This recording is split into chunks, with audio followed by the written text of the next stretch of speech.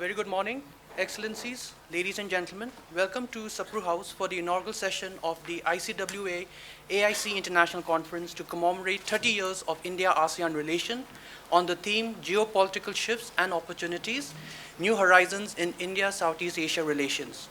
The order of the session is as follows. Remarks by Ambassador Vijay Thakur Singh, Director General, Indian Council of World Affairs. Remarks by His Excellency Mr. Simon Wong Kuen, High Commissioner, the Republic of Singapore to India. Special remarks by Dr. C. Raja Mohan, Senior Fellow, Asia Society Policy Institute, New Delhi. Keynote Address by Dr. Rajkumar, Ranjan Singh, Honorable Minister of State for External Affairs, Government of India. Vote of thanks by Dr. Prabir, Professor, ASEAN India Center, Research and Information System for Developing Countries, New Delhi. May I request Ambassador Vijay Thakur Singh, Director General, Indian Council of World Affairs, to kindly give her remarks.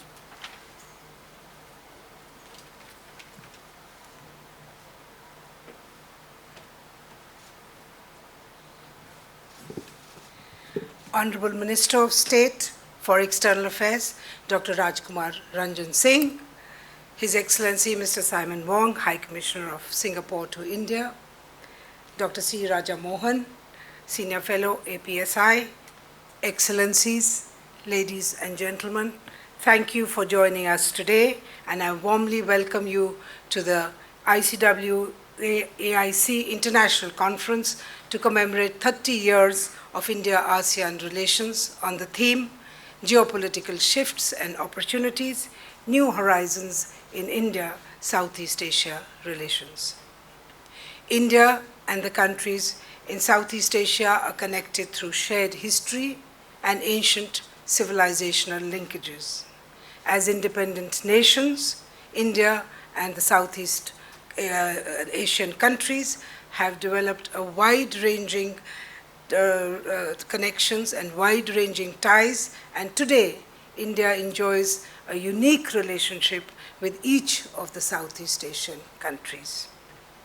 Cooperation ranges from preservation of historical sites to working together in fintech and digital economies, collaborating in new and emerging technologies, conducting joint military exercises, building capacities, and promoting people-to-people connects. The significant rise of Southeast Asia as an economic hub and the corresponding rise of India helped earlier shape India's Look East policy and later the Act East policy, which was designed to strengthen engagement with the ASEAN nations bilaterally and collectively. India's journey with the ASEAN, which began in 1992 as a sectoral dialogue partner, progressed to a strategic partnership, and at the recently held special India-ASEAN Foreign Ministers meeting last month to commemorate 30 years of India-ASEAN relations, it was agreed to work towards a comprehensive strategic partnership.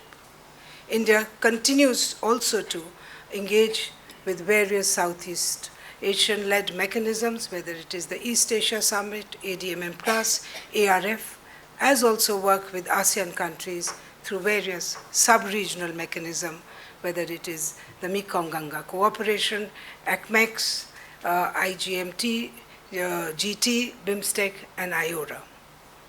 Even amidst challenges in geopolitical and geostrategic landscape in the Indo-Pacific, India and ASEAN have articulated convergence of interests. It is undeniable that the safety and security of the maritime domain and adherence to international law in the region's seas and oceans is essential for the progress and prosperity of all countries in the region. India has emphasized the centrality of ASEAN in the region and looks forward to identifying commonalities between India's Indo-Pacific Oceans Initiative and the ASEAN Outlook on Indo-Pacific. Today, supply chains have been disrupted, were disrupted and continue to be disrupted due to the COVID pandemic and the ongoing conflict between Ukraine and Russia. And this has sparked concerns about global energy as well as food security. India and ASEAN countries are also facing the impact. The experience from the outbreak of the pandemic has propelled the need to establish flexible, reliable, and adaptable supply chains. Even as India and ASEAN continue to pursue the enhancement of their manufacturing capabilities, they should continue to deepen their trade and economic engagement. Also important is greater connectivity, whether by land, sea, or multimodal, for strengthening linkages and developing a sense of community and neighborhood. We look forward to the two-day deliberations on the various facets of India-Southeast Asia relations and the prospects of expanding the horizons of our cooperation. Thank you so much, and I welcome you once again to this conference. Thank you.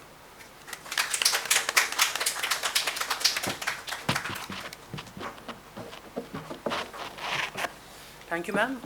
May I request His Excellency, Mr. Simon Wong Wee Hun, High Commissioner, the Republic of Singapore to India, to kindly give his remarks.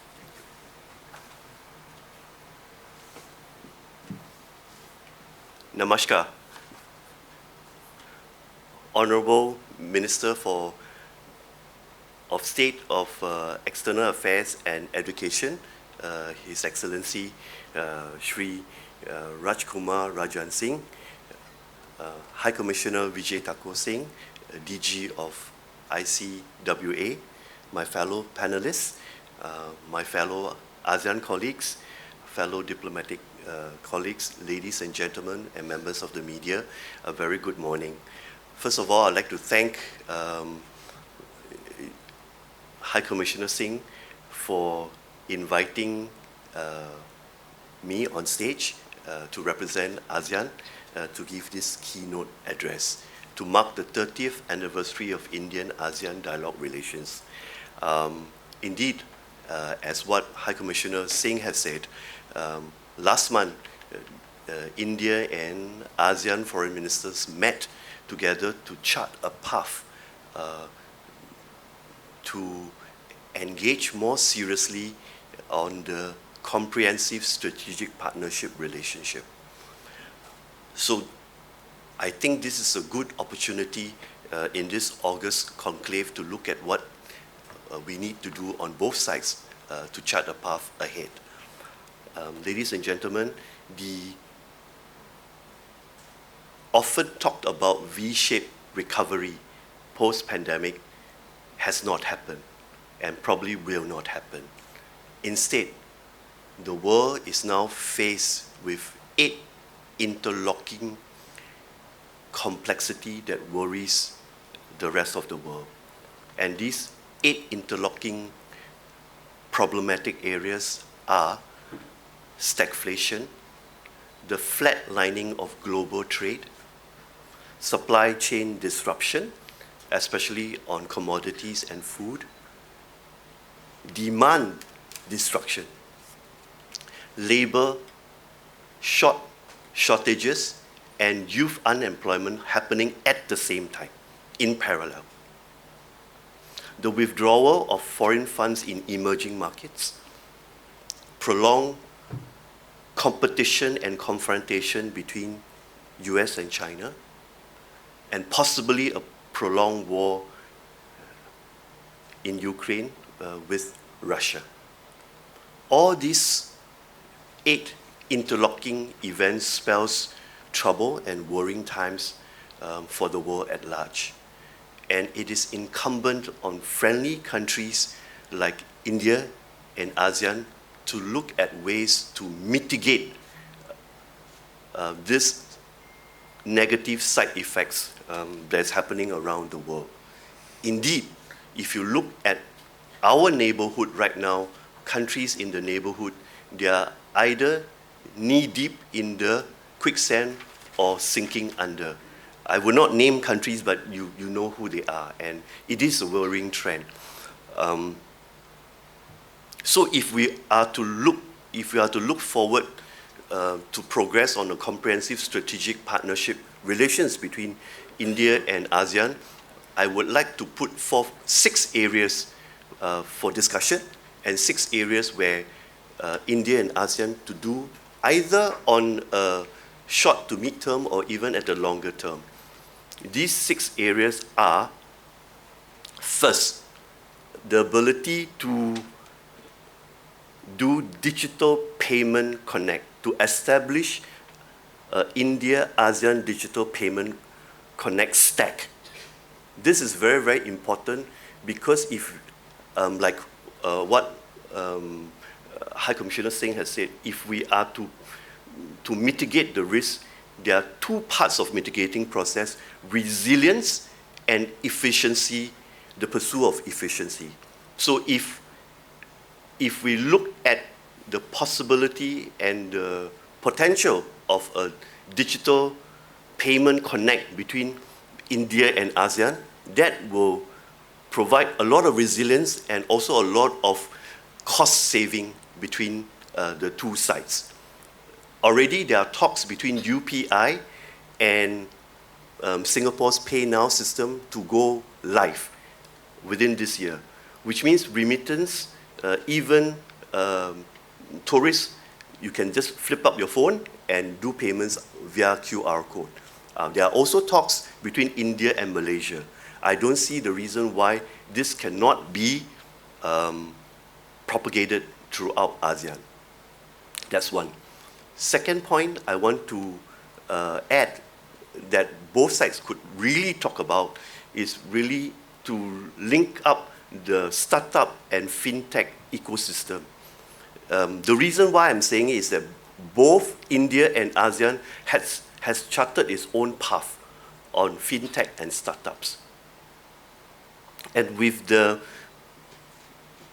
dwindling of international funds going into the startup and fintech area, the more you collaborate and the more you get eyeballs on venture capitals. So I think there's a need and there's a synergy between ASEAN and India to collaborate on the startup and fintech fund side. Third, in the upcoming SICA review, and I will urge both sides to quickly do so next year, is to look at Trade Trust Connect. What do I mean by trade trust? I mean a seamless way of efficiency to reduce bureaucracy, countless checks, countless authentication of rules of origin, and also to reduce the number of steps that you need to do during the transaction process, imports and exports. So you are doing all this trade trust behind border rather than in front of border.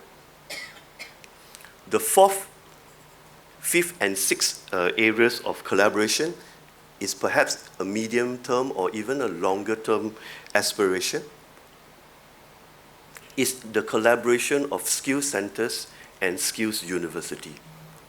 India is at the forefront of running skills centers, and now states and the central government is pushing ahead with skills university. You have a great capacity to teach and future-proof jobs, not only for Indians and also for Southeast Asian countries, whereby students from Singapore can have access to education curriculum and also access to knowledge in India. So I think this is one big area that we can collaborate on. And especially so when Northeast become one key node in the linkage between India and ASEAN countries. The fifth area that I feel that there is a lot of potential in collaboration is on green energy. The world is moving to a goal of 20% green energy inputs in all countries. India in particular, ASEAN in particular, is moving towards that goal. And I have faith after walking through and talking to many green power generators in India, that India will become a net exporter of power soon, either through solar, through hydro. All these are key points of connectivity with ASEAN, either through the land border, the trilateral highway, or through sea cable. If you Google and look at a project that Singapore is embarking on with Australia, Singapore is actually buying solar power from Australia via sea cable. It's a very, very long journey. And if the same thing can be done with India, the distance is half. So as you push ahead for green energy, definitely there is a market for energy export from India to, in particular, good friends in ASEAN. The last point is really on research on future diseases and also on drug trials and coming out with India-ASEAN joint patent on drugs. We have, for a very, very long time and in COVID, recognized that the fact that manufacturing of drugs, while it is important, it is just at the lower tier. If you want to move up to a higher tier, you need research and really new drugs trial. It's very, very important, and I think there are synergies between India and ASEAN. I want to stop here because I don't want to, there are many, many areas of collaborations, but I just want to put 6 on the table for the 2-day discussions that you can talk about.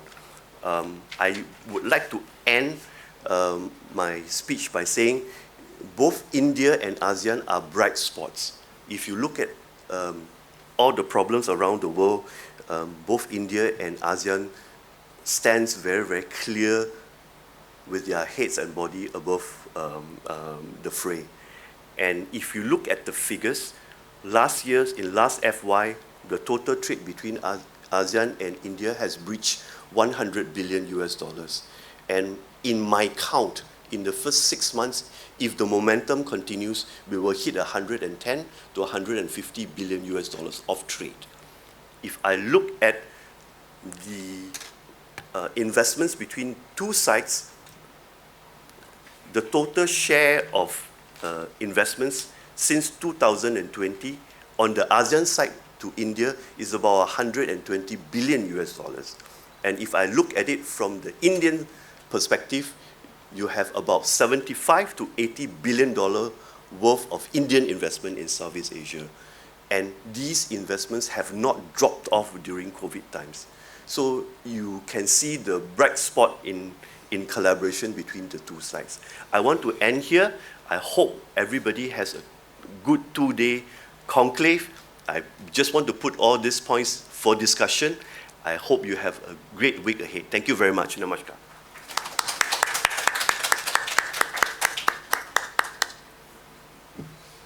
Thank you, Your Excellency, for your remarks. May I request Dr. C. Raja Mohan, Senior Fellow, Asia Society Policy Institute, New Delhi, to kindly deliver his remarks.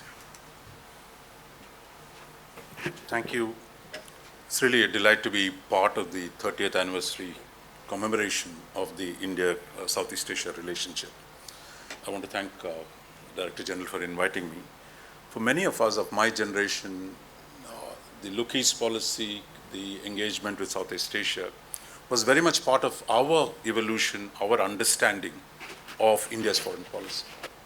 So many of us were coming of age as young PhD students or scholars, that India's re-engagement with Southeast Asia in the early 90s, the incremental integration into the structures of the ASEAN, and the growing people-to-people contact, trade, all these have been very much part of how we've grown up and understanding India's international relations. And those of us who spent a lot of time in Sapru House in the 70s, because the Sapru House itself was the place where India-Asia relationship, going back to the Asian Relations Conference of 1947. So I think but then we had a a disconnection in the decades that followed, and 90s saw the revival of that engagement. And the last 3 decades, I think we've come a long way in terms of trade, in terms of institutional relationship, in terms of people-to-people contact. Someone like me, at least, I've spent many years in Singapore as part of the new interest between the two regions. So, but we also have to come to terms with the changes that are taking place. That is, where we started in the early 90s is not where we are. As I said, a lot of good things have happened in terms of our relationship, but there are a lot of new uncertainties in the context. Since I'm the only guy who's not from a government, maybe I can speak a little more frankly about the geopolitical issues that have emerged, and hopefully in the next 2 days the conference can actually go into them with some depth into the new issues that have come up. As I said, there are 2 big changes that have taken place in between, if you go back to the early 90s and now. In the early 90s, you had actually the end of the Cold War produced a new harmony among major power relationships. Everybody was a buddy of the other. The Cold War ended. Even ASEAN was re-engaging Russia. US and China were kind of falling over each other. American capital was discovering the virtues of the Chinese market. The Japanese, the Southeast Asians. In fact, many people don't remember. Singapore established diplomatic relations with China only in 92. That actually, 91 or 92? 1990. Yeah, and Indonesia probably in 92, or 90, because until then, the region's interest in engaging China was complicated. But we saw a period of actually dramatic expansion of relationship between all the major powers and a regional integration under the leadership of the ASEAN that took place. So what we are today is in a different place. There's a renewal of great power rivalry, and that is the reality. Particularly the US-China conflict is the central theme. You can't duck it, so I hope there will be serious discussion about it, because it has consequences, not just for us in the region, but for the entire world, because as the world's 2 most important powers, the relationship is a great variable and uncertain today. The second variable is the big change in the logic of globalization. Because the early 90s was all about celebration of globalization and how ASEAN actually held India's hands. For us, those days, the debate was, can we meet ASEAN benchmarks on tariffs? How do we integrate with ASEAN? What do we learn from ASEAN? How do we reconnect with the economic powerhouses of Asia?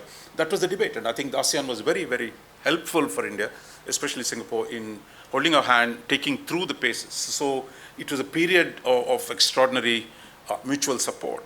And then institutionally, ASEAN again drew India into its institutions. Eventually, it became part of all the major aspects of the ASEAN institutions, including the East Asia Summit.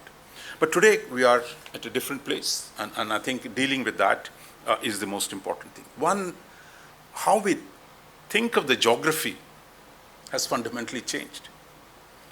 When we went into, reconnected with ASEAN, Southeast Asia, 92, it was Asia Pacific. Today we have a new monster called the Indo-Pacific. Sure, many for ASEAN colleagues don't like it. But there is a new idea that has come from Japan, that's backed by India, Australia, US, but it's here to stay. I mean, but I think we need to frankly talk about the conceptions of these 2 regions, and hopefully you'll have a lot of time to talk about it. In my view, at least, the Indo-Pacific actually puts the ASEAN in the heart of the region. In Asia-Pacific, ASEAN was at the edge of the Asia-Pacific. In an Indo-Pacific construct, actually, Southeast Asia is right at the heart of the 2 regions. In fact, many of the connections between the Pacific and the Indian Ocean run through Indonesia, Southeast Asia, what was to call Nusantara, the great island streams that separate the two oceans. So what we have is actually the centrality of ASEAN in the Indo-Pacific, contrary, to the popular conception that it will undermine ASEAN centrality. My belief is actually ASEAN is going to be far more consequential, and therefore you have actually the ASEAN centrality acquires a new real meaning in the context of the Indo-Pacific. Secondly, here I think we should remember geographic constructs are not permanent ones. This is not what a school teacher decides. These are politically constructed concepts, and those change over a period of time. As long as China was not open, you had one kind of Asia. When China opened up, there's a new kind of Asia, because the integration of a large country made a huge difference. Similarly, opening up of India makes a difference to how the different parts of our neighborhood connect with each other, and that's where we are. Second, I think once we talk about the Indo-Pacific, then the whole question of where is the Quad and what happens to ASEAN. Here, I think the Indian leadership, has been very, very clear that because there is Quad does not mean ASEAN becomes marginal. I know there are real concerns in the region. I've just returned from in recent months. So therefore, for us, we need to talk to each other about it. That you can say what you want, but if ASEAN didn't exist today, we have to invent ASEAN. Because ASEAN for 50 odd years, going back to the 67, has really been the institutional basis on which regional integration took place, on which local conflicts were addressed and dampened, and created a framework for all major powers to engage with each other. So I think that function of ASEAN as the only place where everyone can meet and engage with each other is not going to disappear, and is going to be actually even more important in the days ahead. Therefore, the ASEAN centrality remains. No, but then there are new institutions. There is Quad, there is AUKUS, there are all kinds of other things. It's China-Russia alliance. So you have new institutions being created. So I think what we need is to think of the relationship between Quad and AUKUS and ASEAN. We've seen how deeply the new government in Australia is engaging the ASEAN countries, including Indonesia. My sense is, I think India, on our part, I would say we need to do more engaging our Southeast Asian colleagues and removing any misperceptions that Quad is not about replacing ASEAN, but actually working in tandem, doing things which ASEAN does not do, and for us to actually strengthen our partnership and engagement with our friends in the ASEAN, even as we build new institutions. So I think that is a primary political task, a geopolitical task for India. Mainly Indian diplomacy will have to address it. The third is what do we do with the two giants who are fighting, US and China. It is their collaboration, their reasonable relationship that transformed Asia. That's history. That the prosperity in this region was because US and China were on the same side. That was the single great geopolitical shift that took place in the 1970s, and the harmonization of China-US relationship profoundly altered the landscape and creating 4 decades of integration, prosperity. And very few imagine that they would fight today. And our ASEAN friends say, look, they don't want to choose. And I think we should respect that. But the fact is that the rivalry is real. In the old days, you could say, look, you turn your back, the rivalry doesn't disappear. Every one of us, whether we choose or not, or we don't choose, even then you're affected by what is happening between US and China. Take 5G. Take the whole fight on the new technologies, the cloud systems. How are we going to deal with each one of them? I saw the Singapore High Commissioner talked about digital domain. And digital domain, technological domain is where actually the rivalry is playing itself out. So I think on the political side, I think what we need to, for us, the greatest task is really that we need to do more security cooperation between India and ASEAN. Because the principal thing is just because US and China are big powers, they're going to fight. The idea that we can leave it to the goodwill, the benevolence of US and China to keep the region safe, I think is fundamentally wrong. As we know, the domestic politics of both the countries are going through a tumult. You see it openly in the US and not so openly in China. That the variables in the two countries are so deep. We cannot remain at the mercy of what the US and China do. The answer to that problem is by doing more together, that we need to work with each other. We need to help ourselves to expand our political agency, our institutional agency, to deal effectively with the great power rivalry that is unfolding. So this involves, I think the last 30 years have seen expansion of India-ASEAN security cooperation, but I think it's still one of the unfulfilled possibilities that exists. With Singapore, we've done a lot. with other countries, some, but I think there is a lot more demand for India security cooperation, security engagement. Here, I think, is again, I think, a major task for India, Indian diplomacy, Indian institutions. Finally, India is opening up. Its defense sector, it is more open today to engagement with others, very different from when we started out. So I would put strong emphasis on defense and security cooperation between India and ASEAN, both collectively as well as bilaterally.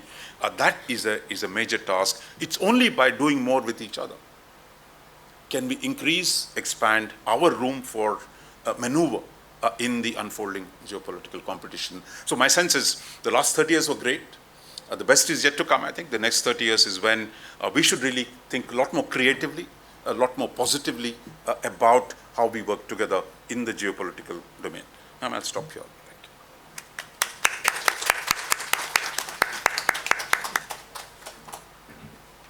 Thank you, sir, for sharing your special remarks. May I request Dr. Rajkumar Ranjan Singh, Honorable Minister of State for External Affairs, Government of India, to kindly give the keynote address.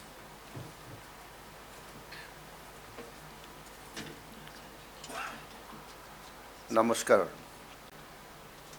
Vijay Thakur Singh ji, Director Indian Council of World Affairs, His Excellency Mr. Simon Wong Kuen, High Commissioner, the High Commission of the Republic of Singapore, New Delhi, Dr. C. Raja Mohan ji, Senior Fellow, Asian Society Policy Institute, distinguished guests, ladies and gentlemen, a very good morning.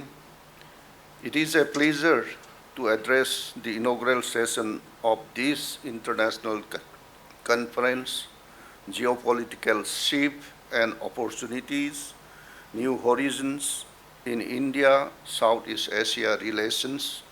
I commend Indian Council of World Affairs and ASEAN-India Center at RIS for organizing this 2 days event to continue our commemoration of 30th anniversary of ASEAN-India relations. The agenda of the conference covers all aspects of our engagement with ASEAN and Southeast Asia. The array of distinguished speakers will no doubt result in some practical and high-quality recommendations that we in government would be benefit from. The year 2022 marks the 30th anniversary of dialogue relations between ASEAN and India, which is being celebrated as ASEAN-India Friendship Year. To commemorate this landmark, the two sides have agreed to organize a host of events. Earlier this year, we launched a joint logo to commemorate the Friendship Year. Just last month, India hosted a special ASEAN-India Foreign Ministers meeting in New Delhi. It was accompanied by the 12th edition of Delhi Dialogue, which benefited from the attendance by the ASEAN's foreign ministers who shared their views on bridging the gap in the Indo-Pacific. We have a host of other activities planned for later this year. Our active engagement vividly showcases the special bonds between our countries. India and Southeast Asian region have witnessed continuous flow of people, idea, and material goods between them dating back to several millennia. It has left its imprint on all aspects of our culture and civilization, ranging from religions to art and architecture, language and literature, to cuisine, craft and textile, to music, dance, and drama. In the contemporary era, ASEAN-India partnership that started in early 1990 in the wake of new global realities, has now turned into a robust and strategic partnership. The civilizational linkages, land and marine connectivity, and cross-cultural exchange between Southeast Asia and India over several millennia act as strong foundation for the ASEAN-India strategic partnership. The ASEAN-India relationship is one of the key pillars of India's foreign policy. It is associated with the era of reforms in our country and recognized for the larger impact on our contemporary thinking. What commences as look is evolve into our act is policy and thereafter help drive our vision of wider Indo-Pacific. The region and indeed the world have come a long way since then. The Southeast Asia is today one of the fastest growing regions in the world, showing unparalleled dynamism in political, security, economic, and demographic terms. It has truly emerged as the economic and geopolitical center of gravity of the world in the 21st century. Southeast Asia is part of India's extended neighborhood. Our foreign policy outreach towards the region has been multifaceted and extensive. The ties between India and Southeast Asia have grown commensurate with the expansion of our capability, the growth of our economies, and evolution of our regional architecture. It has encapsulated all the important dimensions of connectivity, strategic and security cooperation, and enhanced education and social linkages, in addition to the foundational dimension of greater economic engagement. The global order, which has already in a flux and jolted by the economic fallout of the COVID pandemic, this made the global outlook even more uncertain and complex. It has been further exacerbated by the recent development in our own region and in other parts of the world, which have far-reaching implications over global food and energy security.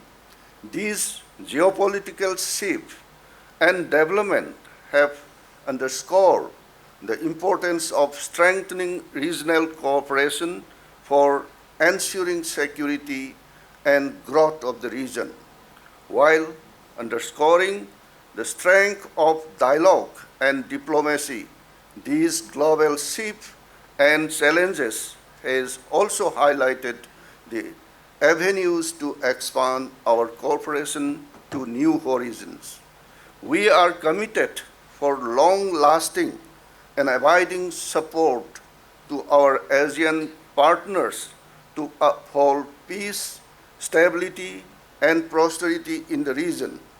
ASEAN unity and centrality is an important pillar of the evolving architecture in the region. Our converging visions for and our common interest in peace, stability, and prosperity of our shared region also provide a strong basis for our close and growing engagement. Our shared commitment to international law, our common desire for reform, multilateralism, and our vision for an inclusive regional architecture make India-ASEAN cooperation a factor for stability in the region.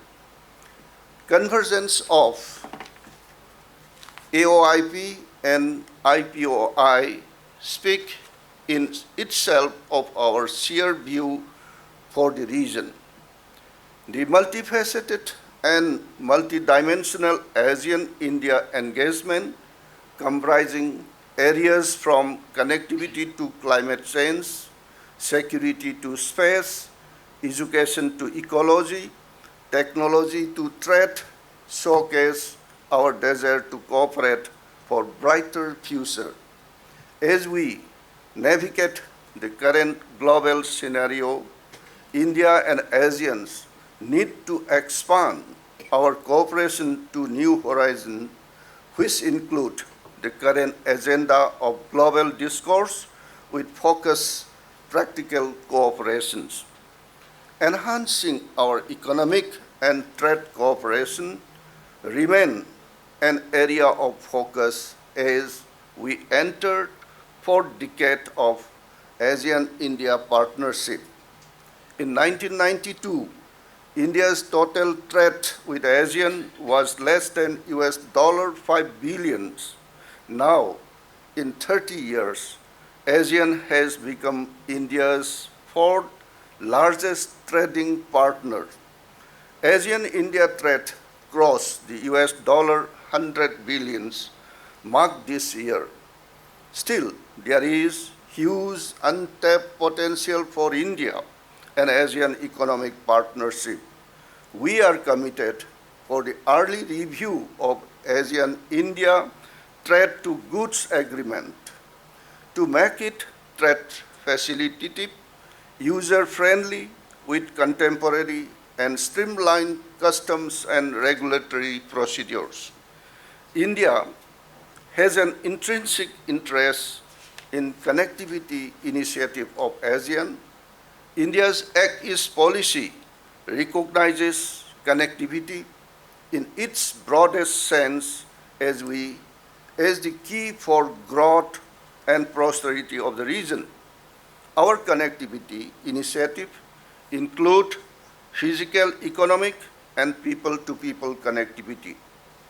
In addition to infrastructure connectivity, India and ASEAN are also working together in the field of digital connectivity through India-ASEAN Digital Work Plan 2022 and other initiatives such as ASEAN-India Hackathon, held in February 2021. Cooperation with ASEAN-Singapore Cyber Security Center of Excellence and Track 1.5 ASEAN-India Cyber Security Dialogue. These digital channels and engagement also help us in enhancing cooperation and collaborate in regions' ancient treasures, which include traditional medicine and yoga. India's startup success story is driven by use of innovative technology to facilitate ease of living. Our joint collaboration in this field has potential to bring transformative change in the region. ASEAN-India Science and Technology Fund provide an enabling environment for exploring cooperation in technology-led growth. Similarly, through the ASEAN-India Green Fund, we have been working together to support various activities and projects related to climate change, energy efficiency, clean technology, renewable energy, biodiversity conservation, and environmental education as both India and ASEAN look towards clean energy and sustainable growth. Development cooperation has been the mainstay of ASEAN-India relations. Our sub-regional cooperation in the form of Mekong-Ganga cooperation is also dedicated to furthering this aspect by contributing to initiative for ASEAN integrations. Through initiatives such as the community-oriented short gestation quick impact projects, we are also cooperating on programs and projects to enhance people-to-people connectivity with a focus on our youth. These include scholarship to students from ASEAN through Nalanda University, ICCR, and ITEC. India also launched thousands doctoral fellowship to ASEAN students at the IIT in 2019. As the COVID pandemic recedes, we look forward to continue our work for comprehensive post-COVID recovery. We need to redouble our effort to boost safe, responsible, and sustainable tourism, increasing people-to-people partnership, cooperation in digital transformation, new and renewable energy, and smart agriculture. As the world moves towards greater rebalancing the multipolarity, India and ASEAN will have to consider these changes dynamic while drawing our future part of partnership. To de-risk the global economy, we can be partner in building reliable and resilient supply chain. To ensure a secure digital existence, we can collaborate in promoting trust and transparency. We can work together to contribute to the well-being of the global commons, especially through the observance of international law. These are the new horizons where we must concentrate and consolidate our effort to achieve the desired milestone. Our task today is to build further on the foundation of our existing partnership to address contemporary challenges while exploring new opportunities. Let me conclude by emphasizing that India-ASEAN ties reflect the promise of growth, prosperity, stability, and development for the region and the world. Our ability together to expand our collaboration, adding more facets and making it more intense, has a resonates far beyond. I hope that the distinguished discussion today will generate new ideas for taking forward the ASEAN-India strategic partnership in the post-pandemic world. I wish the dialogue will success, and I thank you for your attention. Thank you.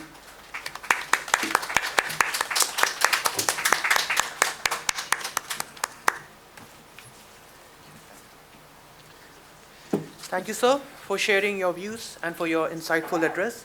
May I request Dr. Prabir, Professor AIC at RIS, to kindly propose the vote of thanks. Thank you very much, Dr. Tanjan. Let me, at the first beginning, I thank all the speakers, the dignitaries on the dais for their excellent speeches in the morning. Many takeaways, and we have taken note, and of course, you have listened to them. So it's a great pleasure for me to give a vote of thanks. ASEAN and India, both are celebrating 30 years of partnerships. And in the last 30 years, as in the inaugural session, all the dignitaries, they have highlighted our relations with ASEAN, strengthened from sectoral partnerships in 1992 to the summit in 2002, and comprehensive strategic partnerships in 2022. Not only in the trade and investment and value chains, our relations, age-old cultural civilizations, this got expanded, and today we have been talking about 1,000 scholarships and many others in the new initiatives that honorable ministers highlighted. 6 points highlighted by the High Commissioner, and many ideas given by Dr. Raja Mohan. So thank you, sir, for coming here. Celebration like this, 30 years, at an organization institute was set up in 1943. It's presently headed by Director General Ambassador Vijay Thakur Singh. celebrating is 43 means 80 years of the organizations, where we are doing a 30-year celebrations. So this is the best place to come and discuss the dialogue, and this is the place known to be to us as Asian relations, the organization which was set up in 43. Thank you once again, Dr. Rajkumar, Ranjan Singh, Dr. Raja Mohan, His Excellency Simon Wong, Ambassador Vijay Thakur Singh, for your generous support. I thank RIS team and the Director General in particular and the colleagues in my office. I thank also Joint Secretary in the ICWA, Nutan Marwa, Deputy Director General of ICWA, Pastor Bakchi, Research Director Nivedita Roy, and my own good friend Dr. Ranjan for organizing, coming out with this wonderful dialogue, which is in hybrid mode. I all thank the participants who have come here in the physical format, in person, and also those who are listening to us in the virtual world for coming here. This dialogue is, if you see carefully, the 7 working session. And we will be having 30 papers to discuss on 30 years of relations, not only just trade investment, but also in many others areas of ASEAN and India. I thank many other senior colleagues from here, Professor S.D. Mooney, for example, and many others who have come. And the diplomatic missions here, the ambassadors and high commissioners who have come from all the ASEAN member states and their representatives. So I thank once again for joining the inaugural session. We break for coffee and group photo, and then we move to the next hall for the conference for the rest part of the sessions.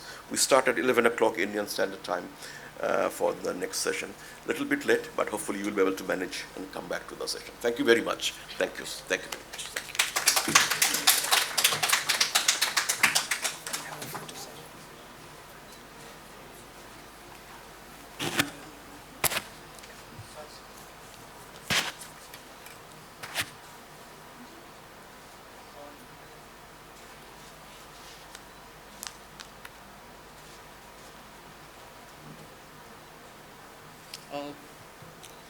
Excellencies, ladies and gentlemen, with this we come to the end of the inaugural session. May I request you all to join us for tea at the foyer.